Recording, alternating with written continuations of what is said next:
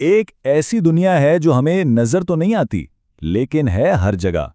यह है कायल करने की दुनिया। तो चलें आज इसी नफ्सियात को समझने की कोशिश करते हैं कि आखिर लोग हाँ क्यों कह देते हैं, और वो कौन से नफ्सियाती मुहर्रिकात हैं जो हमारे फैसलों को अक्सर हमारे जाने बगैर ही कंट्रोल कर रहे होते हैं।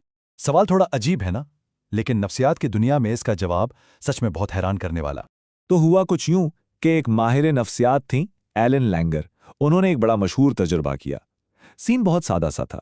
सोचें एक फोटोकॉपी मशीन है, उसके आगे लंबी लाइन लगी हुई है और एक शख्स को लाइन तोड़कर आगे जाना है। और जो नताइज आए वो वाकई हैरान करने वाले थे। देखें, जब इस शख्स ने कोई वजह नहीं बताई तो 60% लोगों ने उसे आगे जाने दिया। फिर जब उसने एक आम सी वजह दी कि भाई मुझे जल्दी है, तो कामयाबी की शरह सीधा 94% तक चली गई। लेकिन सबसे अजीब, सबसे हैरानकुन बात तो अब आती है जब उसने एक बिल्कुल बेमायने वजह दी, जैसे मुझे आगे जाने दें क्योंकि मुझे फोटोकॉपी करवानी है।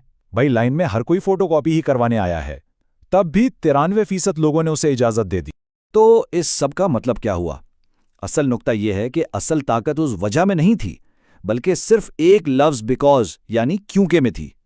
ये लफ्ज है ना, ये हमारे दिमाग में एक स्विच ऑन कर देता है, एक खुदकार रद्द अमल। हम क्योंकि सुनते हैं और फौरन मान लेते हैं कि उसके बाद कोई अहम वजह ही होगी, और बस हम हाँ कह देते हैं। यह किस्म का आप कह लें नफ्सियाती शॉर्टकट है। तो जैसे क्योंकि का लफ्ज काम करता है, बिल्कुल इसी तरह और भी बहुत से नफ्सियाती मोहर्रिकात हैं जो हमारे फैसलों पर असर डालते हैं। और उनमें से पहला और शायद सबसे ताकतवर उसूल है कामयाबी का। वो ख्याल कि जो चीज़ें कम होती है ना, वही हमें ज़्यादा कीमती लगती हैं। और ये चीज़ हमारे अंदर बहुत गहरी है। ये बात याद रखने की है कि किसी चीज़ को खो देने का डर उसे हासिल करने की ख्वाहिश से कहीं ज़्यादा ताकतवर होता है। जैसे ही कोई चीज़ नायाब होती है या हमें लगता है कि वो ख़त्म हो रही है, हमें फ़ौरन उसे हासिल करने की तलब हो जाती है।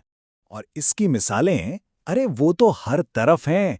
सोचे ना, किसी फिल्म पर पाबंदी लग जाए तो अचानक सबको वही फिल्म देखनी होती है, या फिर कंपनियां कहती हैं लिमिटेड एडिशन, और हम पर एक अजीब सा दबाव आ जाता है कि अगर अभी नहीं खरीदा तो फिर कभी नहीं मिलेगा। इसकी एक जबरदस्त बल्कि क्लासिक की मिसाल है एक टीवी चैनल की बोली की जंग की। हुआ ये कि 3 बड़े टीवी नेटवर्क्स थे और तीनों को एक ही फिल्म के हुकूक खरीदने थे। और सुनिए, फिल्म कोई खास ब्लॉकबस्टर नहीं थी, बिल्कुल आम सी फिल्म थी। लेकिन मसला क्या था कि हुकूक सिर्फ एक को मिल सकते थे। तो बस मुकाबला शुरू हो गया। और इस कामयाबी, इस मुकाबले के जुनून में एक चैनल ने इस मामूली सी फिल्म के लिए $3.3 मिलियन की बोली लगा दी। $3.5 मिलियन। और नतीजा ये हुआ कि इस चैनल को $2 मिलियन का सीधा सीधा नुकसान हुआ। ये है कामयाबी के उसूल की ताकत। ये हमसे ऐसे गलत, ऐसे गैर मुंतकी फैसले करवा सकती है सिर्फ इस डर से कि कहीं हम पीछे ना रहें। अच्छा, चलिए अब एक और बहुत दिलचस्प नफ्सियाती उसूल की तरफ चलते हैं, अज़्म और मुस्तकिल मिजाजी, यानी अपने किए हुए फैसले पर कायम रहना। ये असल में हमारी एक बहुत बुनियादी ज़रूरत है कि हम जो कह चुके हैं या जो कर चुके हैं उसके साथ खड़े रहें। देखिए, जब हम एक दफ़ा कोई मौक़िफ़ ले लेते हैं या छोटा सा भी कोई अज़्म कर लेते हैं ना, तो फिर हम पर अंदर से भी और बाहर से भी एक दबाव होता है कि हम उसी पर अमल करें। क्योंकि हम, आप कह लें, मुतज़ाद नहीं दिखना चाहते, ना अपनी नज़रों में ना दूसरों की नज़रों में। इस उसूल का इस्तेमाल कितना गहरा हो सकता है, इसकी एक थोड़ी संजीदा मिसाल कोरियाई जंग से मिलती है। वहाँ चीनी अफसरान अमेरिकी जंगी कैदियों से फौजी राज निकलवाना चाहते थे। उन्होंने तशद्दुद करके देखा, लेकिन कोई फ़ायदा नहीं हुआ। तो फिर उन्होंने एक नफ्सियाती तरीका अपनाया। उन्होंने शुरुआत बहुत छोटी सी चीज़ से की। कैदियों से कहा गया कि बस अमेरिका के बारे में हल्की फुल्की तनकीदी बात लिख दो, जैसे अमेरिका कामिल नहीं है, सादा। जब कैदियों ने ये कर दिया तो उनसे थोड़ा और तनकीदी मजमून लिखने को कहा गया, और फिर थोड़ा और आहिस्ता आहिस्ता इन छोटे छोटे वादों ने उन कैदियों की अपने बारे में सोच ही बदल दी।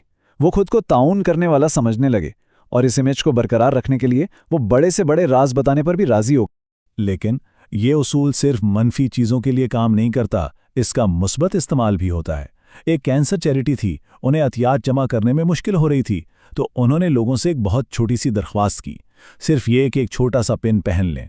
और नतीजा, जिन लोगों ने वो पिन पहनने पर हामी भरी, उनमें से बाद में अतिया देने के इम्कानात बहुत बहुत ज़्यादा बढ़ गए। क्यों? क्योंकि वो अपने उस पहले छोटे से अज़्म के साथ मुस्तकिल रहना चाहते थे। चलें अब आते हैं हमारे तीसरे और आखिरी उसूल पर, द लाइकिंग फैक्टर यानी पसंदीदगी का उसूल। और ये एक बहुत ही आसान सा तसव्वुर है। हम उन लोगों की बात ज़्यादा आसानी से मान लेते हैं जिन्हें हम पसंद करते हैं। सादा। तो सवाल ये है कि हम लोगों को पसंद क्यों करते हैं, इसके पीछे क्या है? एक तो है जिस्मानी कशिश। इसकी मिसाल, खूबसूरत पांडा को बचाने के लिए लाखों डॉलर जमा हो जाते हैं, जबकि बहुत से दूसरे जानवर जो शायद इतने प्यारे नहीं हैं उन पर कोई ध्यान नहीं देता। फिर है मुमासिलत। हम उन लोगों को पसंद करते हैं जो हमारे जैसे होते हैं, जिनका लिबास, जिनकी दिलचस्पियां, जिनका पसे मंजर हमसे मिलता जुलता हो। और हाँ, तारीफें। हम सबको तारीफें पसंद हैं, भले ही हमें कहीं ना कहीं पता हो कि शायद ये इतनी सच्ची ना हो। इस बात को समझने के लिए एक सामाजिक तजुर्बा देखते हैं। जब एक लड़की ने अच्छे कपड़े पहनकर एक महंगी गाड़ी के पास खड़े होकर लोगों से पैसे मांगे, तो 10 में से 9 लोगों ने उसकी मदद की। लेकिन जब वही लड़की फटे पुराने कपड़ों में वही काम करती है, तो 10 में से सिर्फ एक शख्स उसकी मदद करता है। तो देखा, सिर्फ ज़ाहिरी शक्ल और हमारे जैसा होने का एहसास कितना फर्क डाल देता है। और बड़ी बड़ी कंपनियां इस बात को बहुत अच्छी तरह जानती हैं। वो ऐसे इश्तिहारात बनाती हैं जो हमारी सकाफत से, हमारी इक़दार से मिलते जुलते हों। जैसे कोका कोला की रमज़ान मुहिम को देख लें, जो बिल्कुल मुकामी सकाफत के गिर्द घूमती हैं। इससे होता क्या है, वो ब्रांड हमें अपना सा लगने लगता है और हम उसकी तरफ खिंचे चले जाते हैं। तो इन सारी बातों को अगर हम जोड़ें तो कायल करने के ये जो असूल हैं ये एक किस्म के टूल किट की तरह हैं। ये खुद में अच्छे या बुरे नहीं हैं, ये तो बस औजार हैं। लेकिन इन्हें समझना, ये जानना कि ये काम कैसे करते हैं, हमें एक बेहतर, एक समझदार सारिफ बनाता है। तो चलें एक जल्दी से खुलासा करते हैं। हमने 3 बड़े उसूल देखे। पहला, कामयाबी, जो चीज़ कम है वो कीमती है। दूसरा, अज़्म और मुस्तकिल मिजाजी, हम अपने फैसलों पर कायम रहते हैं। और तीसरा, पसंदीदगी, हम उन लोगों की बात मानते हैं जिन्हें हम पसंद करते हैं। आखिर में एक सवाल, ये उसूल हर जगह इस्तेमाल हो रहे हैं, सियासत से लेकर मार्केटिंग तक, हर जगह।